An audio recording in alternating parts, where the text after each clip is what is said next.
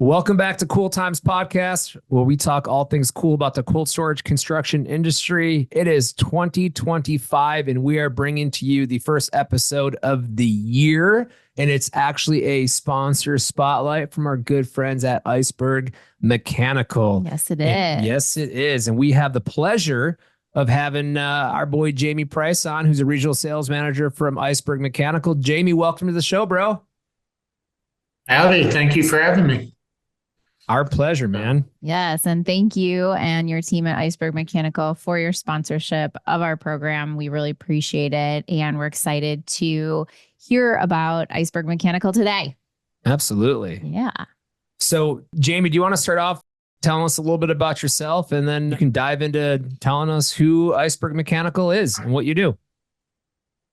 Sure. I'm Jamie Price. I'm a regional sales manager for Iceberg. I've been in the business for about 33 years now.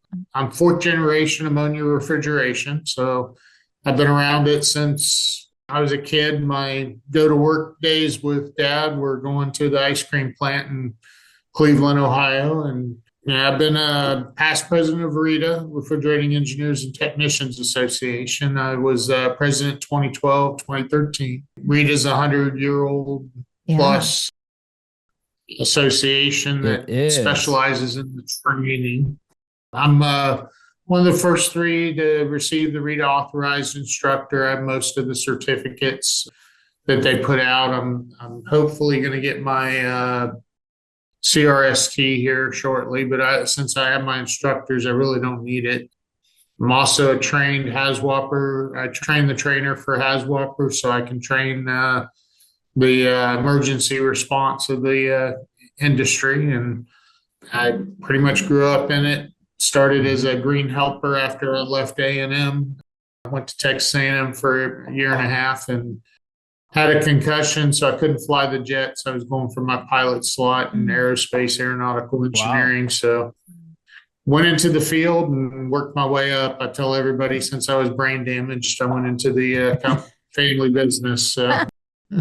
So is this a family business, Iceberg? Iceberg it's not, I'm new to the family. I've only been here for about 8 weeks. But yeah, it's pretty much a family business. Jason kind of runs it with his friend Mike, and his wife Louve works as an engineer for us. Mm-hmm. And of course, Johnny Welch works with us, and it's a smaller company. They do a lot of work, and they do a lot of volume, but it's a small, close-knit family business. I mean, they're like October 5th, they're even having a employee day where they're going to have all the families out, and it's a different model, I guess you will. Sure. It's built towards the families to make sure that, when I interviewed, they wanted my wife here so they could meet her too. I love that. That's awesome. I mean, Iceberg Mechanical, man, you guys are definitely making an imprint in the industry in cold storage. You guys have made quite a name for yourself recently, if you will, right? Can you share a pivotal moment or a project that maybe significantly shaped the company's trajectory? I would say it's been more of how they've grown. The pivotal point was probably when Alta Refrigeration stopped doing ammonia refrigeration.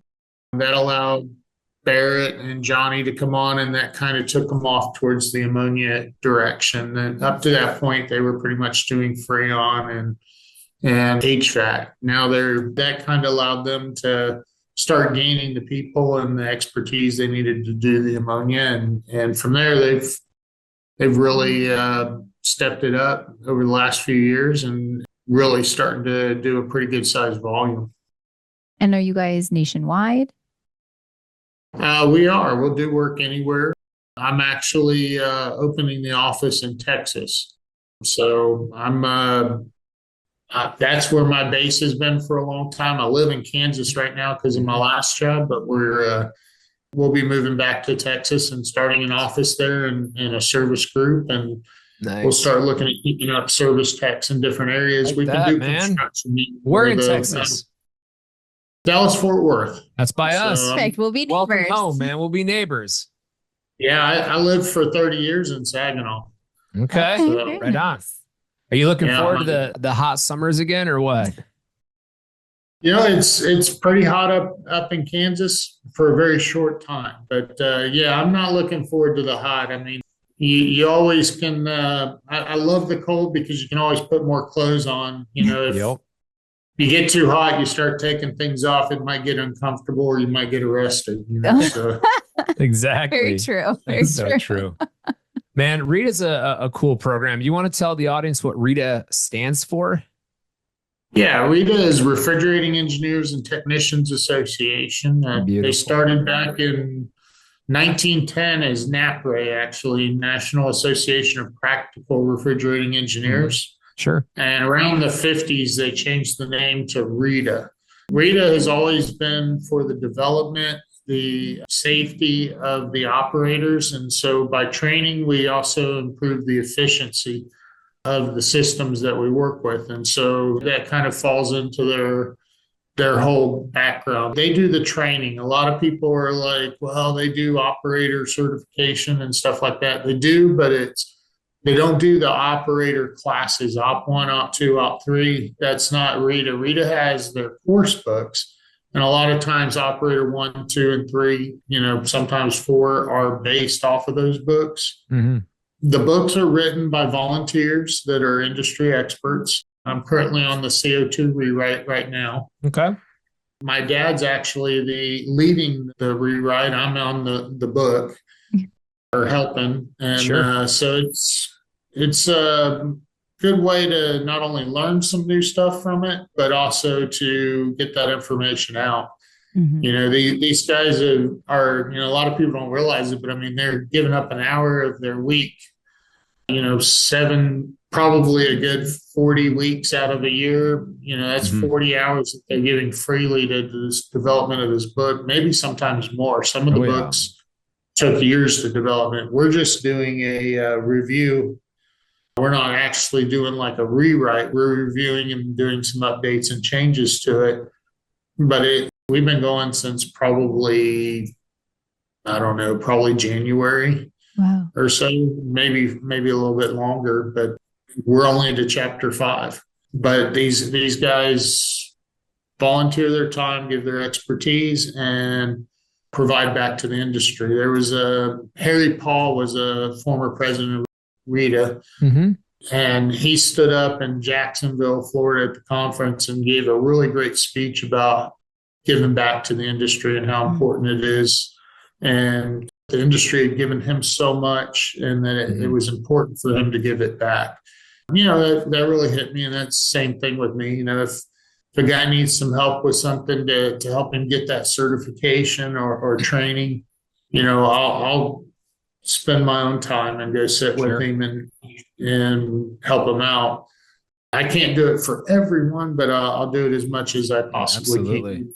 And then Dallas Fort Worth, we kept the RETA chapter. I was involved heavily in that RETA chapter for probably 20 years and still go down occasionally and do talks and everything. But I started 6 chapters of RETA, Houston, San Antonio, which are now gone, but we'll try and get them back up and running. But Central Texas, Sure. Plains, Mhm. and Oklahoma, Arkansas chapters. So I help start those chapters up with the guys that are running it now and get it going. And I still go and talk to them and do classes and whatnot. And the one in Dallas Fort Worth, we actually even moved to Lincoln Tech, which has an HVAC and a refrigeration school.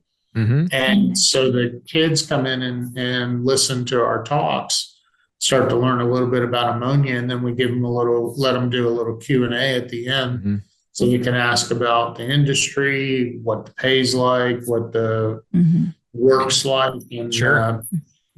might give them a little bit better. Not everybody likes to climb in attics and do HVAC, Nope. and so this might give them another opportunity. Plus, HVAC seasonal. I mean, when it's hot, you're busy. When it's Yeah. cold, you're busy. But in between, you're not as busy. Mhm. Refrigeration, everybody's got to eat. So Yeah. Mhm. Yes. Sure do. It's a big part of our business, man. I mean, it's every building that our company's putting panels on, and we're working hand in hand with a refrigeration contractor, and whether it's how big the building is. I mean, there's obviously a bunch of different refrigeration concepts you can do, from CO2, ammonia, Freon, and you have your package units. And I mean, is there a system that you guys prefer to install, or do you guys kind of install what the owner wants, or do you make recommendations? What's your preferred method? Most of like when you get into the certain size, and especially like food industry, it really has to be custom to what they need, what they want, what they need. If I kind of tell people, you kind of got like up to about 200, your really sweet spot is Freon, maybe 400 if they want to go that route. 200 to 400 is really sweet spot for CO2. If you start to get below minus 30 and have a large load of minus 30, minus 20, CO2 or CO2 cascade might be a good option for the entire system. But anything pretty much over 400, 500 tons, ammonia is kind of the sweet spot for ammonia. But I'll install what the customer needs. I try and look at what I can give them, and I'll give them the best bang for their buck is what I look for. We like to refer to it as value engineering. So when I engineer the system, it may be better to do a little bit different so that I can drop your costs later on, where you'll have maybe I can put a bigger condenser in, or shoot your hot gas straight out to your evaporators because you have so many of them going into defrost, and then I can put bigger condensers on. We can lower your head pressure. Maybe subcooling, or running a pipe coil in the high pressure receiver instead of putting a heat exchanger in the engine room. I can save you some money. Combining vessels, high temperature circulators combined with thermosiphon, or not thermosiphon, but intercooler, or you put your high pressure receiver and your thermosiphon vessel together, and that can save some money down the road. As far as the type of compressors, I like most of them. They all have their advantages. I've grown up Frick. Sure. So I'm familiar with that, and GEA. So both of those are my familiars. Filter recips, I'm very familiar with, very comfortable with. Other than that, I really want to give the customer what they want, not just what they want, but what they really, really need. And give them something that they're going to be happy with down the road. Back in the day, Food Lion put a bunch of distribution centers across the U.S. We had that one out in Roanoke, and they put it all in as Freon, and it was costing them like $250,000 a month for electricity. And well, they bought the equipment cheap because they bought all the systems for their entire U.S. all at once, and so they got a big discount on the equipment. But then they had to pay the piper on the electrical. And then Tom Thumb bought it out, and they changed it to ammonia. Their electricity dropped from about $250,000 to like $68,000 a month. Wow. Making sure that you give the best value to the customer is important. So besides, it sounds like you guys, it's a very complex thing, and you put a lot of thought into it to bring that value to the customer. What else do you think sets what you guys are doing at Iceberg Mechanical apart from other refrigeration in our industry? I think the biggest thing is that we have been looking a lot into the low charge systems. We do tend to put in some of the evap cold systems quite a bit, and those are really unique. They tend to cost a little bit more, but the maintenance goes way down on them. The charge is way lower. The need for an engine room goes away. So there's a lot of costs that help offset that initial refrigeration costs that are in other areas. The electrical should be less because your electrical is going across the roof. So I think our experience with the evap cold units has pushed us ahead and giving a better product to the customers. We still, when the customer needs a large system, especially like food production and stuff, we try to value engineer the best product for them and give them something that not only will be lower cost to install, but lower efficiency. We try and find that balance. What's the best balance there? And then we also look at, are you guys expanding? Maybe we just put in one set of pipes that's upsized now because it's going to be there'll be a $20,000 increase now, or it's going to be $150,000 to $200,000 to replace that pipe 5 years from when you expand. So it's a good idea. We want to look at the whole picture. What's your plans for the next 5 years? Sure. What are you doing? Are you guys thinking about expanding? Could you expand? If you give a product to the customer that can help them in the future as well, that's important. And with the way it's getting harder and harder to find operators and technicians in this industry, I think the evap colds take it to a different level. You don't necessarily need to, hold their hand quite as much or tweak them quite as much as you would a traditional engine room, since everything's on kind of a separate level. It really kind of is a different innovation for the industry. I mean, and we've grasped it and utilized it quite a bit. Wow. Man, you answered 2 questions I was going to ask you. You just totally bogarted me, because I was going to ask you, with the demand for cold storage on the rise, like, what advice would you give companies looking to scale their refrigeration infrastructure? And I mean, you answered essentially, hey, you're going to go in and let's say you're meeting with a customer and you're going to build them 150,000 square foot project and put refrigeration system in there. Well, do you have plans to expand? If you are, let's resize piping. Let's get you set up now, way less expensive if you're planning on expanding, and pay a little bit now versus a lot later. Anything else? Anything else on that front, as far as like, what companies would be looking to scale their refrigeration infrastructure besides piping? Any other things they should look out for? It's like a food processing plant. I wouldn't want to just put in make sure the pipe and the vessels are oversized for the system, but make sure that your engine room has room for that expansion. This is phase 1, this is phase 2, this is phase 3, and so on, so that we have room to put the equipment, and we don't have to take things out to put things in. We don't have to tear a wall out. Just a little bit of planning at the front side will go a long way to saving a ton of money at the backside. And you don't necessarily have to keep using the same contractor for all 3 phases. You can go with whatever's less expensive, but the first contractor generally already knows all the plans. You got to take a look at how much time you're going to spend with that second contractor, bringing them up to speed as to what your plans are and where you want to go. Got it. So that can be a difference, but at the same time, it's really, making sure that your layout's perfect, and that if you get it designed at the front side, spend all your money on the design, you can have those plans for the next 2-3 phases. There's going to be some changes. I mean, maybe you want to move a line or need more cold storage. Instead of 50,000, you want 100,000 because you're making way more product and it's selling better. Those can change, but as long as you have your space that you purchased laid out, it can continue to go forward and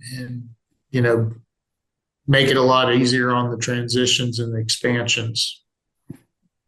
Have you ever worked with a client where, when you ask these questions, like, they hadn't even thought that far ahead? Because I'm thinking that's a huge value add, that you're asking those types of questions of, what do you want to do 5 years down the line, or whatever. Like, have you ever run into it where a client's like, well, we haven't thought about that? Oh, definitely. We've had clients just kind of shocked, like, why would you ask that? I mean, are you looking for more money? And it's like, well, no, I'm just, here's the deal. If I build you a plant to meet your needs right now, And then I build you a second phase. You can look at, I'm going to have to fix everything that I didn't take into consideration on the first phase. So now I got to put more vessels in. I got to put more pipe, more compressors, condensers, maybe take some things out. Instead of doing that, we could save you money and maybe save you $500,000 to $1 million easily, Wow. On the second phase. So, Yeah. Sure. and then I've had clients that have way overthought it and kind of shot for the stars, where, oh, we're going to build this plant and within 10 years, we're going to have 10 phases. Whoa. So it's like, no, you might want to slow down. Yeah, no kidding. I mean, Jamie, this landscape and refrigeration is evolving quickly. It's a lot of new things coming out, a lot of new technologies coming out. I mean, with all these innovations and trends, I mean, what are you most excited about with that? Or where do you see refrigeration 10 years from now? Here's the way I see it. We do not have enough people operating these plants. Mm-hmm. So the way I see it 10 years from now, we're going to have an operator sitting in a room with a screen in front of him and 50, 60, 75 plants on that screen. And alarms are going to pop up, and he's going to have an AI tell him what his best options or things are going to be that have caused this problem and what are the most likely results to fix it. And so then he calls a junior tech at the plant and gives him all this information. And that's how I see us evolving and getting past our lack of people in the industry. I mean, AI, baby. Yeah, that's the biggest thing I see. And there's a lot of companies that are moving forward with that. I know Cross OK has been doing a lot with that. They do some brilliant stuff with their programs and stuff. I mean, I was really enthusiastic and thought it was next gen stuff when I'm sitting there watching one of their control systems. And it sends questions to the power company every 5 seconds. What's the price of the electricity? What's the price of electricity? So that when it goes up, it shuts equipment down to drop the cost of your electrical costs. I mean, just stuff like that was just like next gen stuff. And it was really exciting to see. But yeah, I think, our next step is fixing our lack of senior techs. I mean, our senior techs are aging out. They're moving, to retirement. And if you can put an apprentice with them, I think that's important. Train the next generation. They gain the information, they gain the client respect when they're working with that tech, and it gives you the next generation tech. But ultimately, I see those guys changing and stuff like the Microsoft Dynamics, maybe the VR, where you put on that headset and you can see everything from the glasses of the guy actually doing the work. And you can circle things and tell them, get this out of here, open this. And so I see almost like some of those older techs are going to have to be used as almost, on the job training with the VRs. Sure. Absolutely. AI, VR, Jamie's throwing it down on the future. I like it though. It's happening, man. I can see it happening. Think about that. You have a guy say he's probably in his 50s or 60s, who's been doing this his whole life, sitting in a room. He throws on those big old VR glasses, which in 10 years from now, they'll probably be really small, like the size of his glasses, right? And contact lenses. Yeah. And you got a kid, call it a kid out of college who's getting into this, who's 23 years old, in the engine room looking at something. And the guy is, in his house in Ohio being like, he's like, hey, all right, do that. Hit that button, pull the lever, and you're good. Right? Exactly. Wild. It's already happening. It is. Yeah. That's already going down, man. That's wild. Well, dude, this show is sponsored by Iceberg Mechanical. It's our sponsor spotlight, dude. Just another shout out to Iceberg for all your support you guys do for us. Because, Jason Robbins was nice enough to say, hey, man, we're going to support you. You guys make it possible for us to reach the entire industry, and then release this on all of our social media platforms. We're on YouTube. You can watch this podcast on YouTube, hit the red subscribe button, help spread the word. You can listen to this on Apple Podcasts, in your car, on your way to the grocery store, wherever you want. Pause, rewind, fast forward.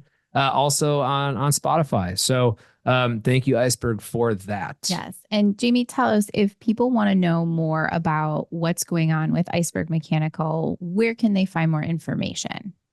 They can certainly look at icebergcooling.com. That's our website. Or you can reach out to me, JAMEYP at icebergcooling.com. And I'd be happy to answer any questions. I'm always available. You know, I want to do a cool moment. Yeah, absolutely. Well, you ask him. You go. So you've been in the industry your whole life, basically. Mm-hmm. Was there a cool story or a cool moment from your career that made you go, yeah, I want to stay in this industry. I want to stay here. This is where I want to build my career. I kept doing a little bit of schooling here and there, but I would say my turning point that kind of kept me in the industry and made things work, want to learn more, was I was working for S&H, and I'd been working as a welder, fitter, helper, insulator, and service tech for a little bit. I was helping doing startup on a system, and they moved me into the office. Mm-hmm. And I think it was, I knew I was becoming a salesman when they made me part sales, and they put me in charge of the shop. And I went out and I started reviewing all our costs on the shop, and I was able to bring the costs down and significantly, like over $250,000 for a little $10 million a year company. And then I took part sales. They were doing about $70,000 a year, and I did $750,000 in my first year with them. And that's when I knew sales was for me. And the only problem I had was I was very competitive, and I absolutely hated losing a sale. Yes. It could be a 50-cent gasket. I hated losing it.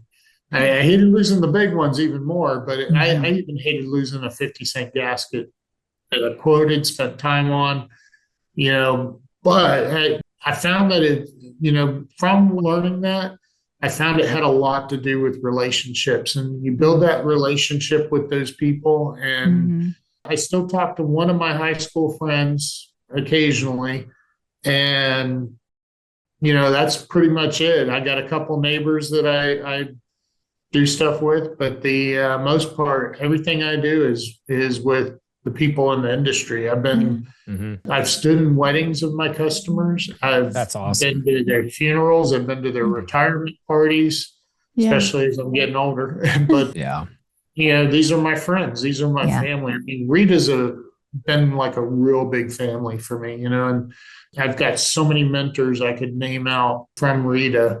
But, in the end, we're a family. So that's what you do. You help each other out. I would say that was probably the cool moment for me, is realizing that I wanted to do sales. I like the thrill of the hunt, but the relationship building is even more important for me. Absolutely. That's awesome.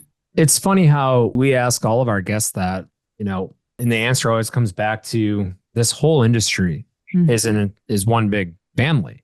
Yeah. We're friends with our competitors, and we love that. Right? We can call our competition, ask them questions, share resources, right? I think that's what separates what we do, Jamie, from anything else anyone else does. You were talking about, friends with your competitors. Me and Patterson, he was another part salesman in the Dallas-Fort Worth area, and we used to compete heavily. And about once a month, we go out to Hooters, and we called it Pray the Wives Don't Find Out We're at Hooters meeting. But sometimes they come with us, though. It was our prayer meeting, I like it. One time he brought one of our mutual customers out. And so I showed up, and the customer was completely shocked, because Pat had just told him, I got a guy coming, and you know him, but I want it to be a surprise. So when I came up, he's like, I can't believe you two hang out. I said, well, from 8 to 5, Pat's a butthead, but after 5 o'clock, he's okay. I can have a beer with him. Yep. I like it. No, exactly. Dude, I love that. I wanted to ask you when you were talking about doing your talks through the Rita and stuff and talking with like the students. Have you ever had any unusual questions or funny questions that they maybe ask or? All the time. We get the biggest one is like they have a hard time understanding hot gas defrost because it's not hot. It's, we run at about 70 pounds of pressure. So it's like 40 to 45 degree hot gas. Okay. It's not the temperature that we use to defrost, it's the change of state. So getting them to understand that we get more heat energy moved changing state from a gas to a liquid than we do actually the temperature, because it takes 144 BTUs to melt a 1 pound block of ice. Well, I can get 0.5 BTUs per pound of ammonia, or I can get about 568 BTUs when I change a pound of ammonia gas to liquid. So, getting that to understand is pretty hard. Probably the other one that's really hard to explain is that at 100 degrees, I can be subcooled, and at minus 40 degrees, I can be superheated. And so it has to do with the amount of heat energy and the state of the refrigerant. But that's another hard one to understand. People are like, how can it be superheated? How can that be subcooled? And so, yeah, damn. There's a lot of concerns with the math and a lot of us have been out of high school for a little bit, so the math doesn't come as easy. I hear they changed it too. I hear how they're doing it now is different. Yeah, that's what I'm hearing too. I'm still teaching it the way that the guys learned, so I learned. So yeah, but we'll stick with that for now. It hasn't failed me. So, but good. A lot of guys worry about the math, and they just need to, calm down. It's not that bad. It's mostly we give you the formulas for the test, so it's just a matter of plugging your numbers in. If you can plug the numbers in, you're good. Dude, that's so cool. Well, I want to be cognizant of your time. You've been a pleasure to have on the show, Jamie, and telling the audience about Iceberg Mechanical is super valuable. Congratulations on all your guys' success and expansion and growth. Welcome to Texas. Yeah. We do have our cool wraparound questions. I get to bombard you with a this or that question segment of the show. You may or may not be familiar with it, but I'm going to ask you a this or that question. You can only name one and pick your favorite. Okay. All right. Unibrow or no eyebrows? Probably no eyebrows. Dude, dance in the rain or sing in the shower? Sing in the shower. Eat a whole lemon or a whole onion? Whole lemon. Teleport anywhere or be invisible for 10 minutes? Ooh. Say teleport anywhere. I like that. I like that too. Wear socks with sandals or Crocs with formal wear? Socks with sandals. Always lose your keys or always forget your phone? Oh man, that's about 50-50. I would say lose my keys. Cold beer or cold drink? Man, that's a good tough one too, because there's times for both. If there is. I'm out at a barbecue, I want a beer, but if I'm sitting on my porch at night, I'm drinking a bourbon and smoking a cigar. That's my guy right there. Ping pong or air hockey? Oh, ping pong, definitely. Ammonia or Freon refrigeration? 33 years of ammonia, so I got to go with the stinky stuff. All right. And I have a new for this year. I'm changing my final this or that question. I'm finally going to retire the old question. I have a new question for the year, and it is the greatest sing-along song of all time. Okay. So think greatest sing-along song of all time. It's Journey, Don't Stop Believing, or it's Garth Brooks, Friends in Low Places.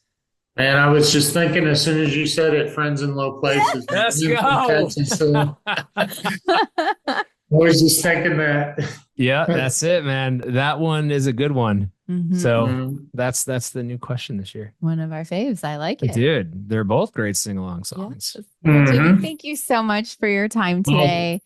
We thank you for having me. Appreciate having you on and sharing about Iceberg Mechanical. And again, for your sponsorship of this program. Yes. We're Jamie, grateful. thank you. And man, I'm looking forward to seeing you in Texas. All right, my guy. And to You all the bet. listeners, thank you out there. Jamie, you're the man. Yep. And Thank you. Appreciate it. cheers.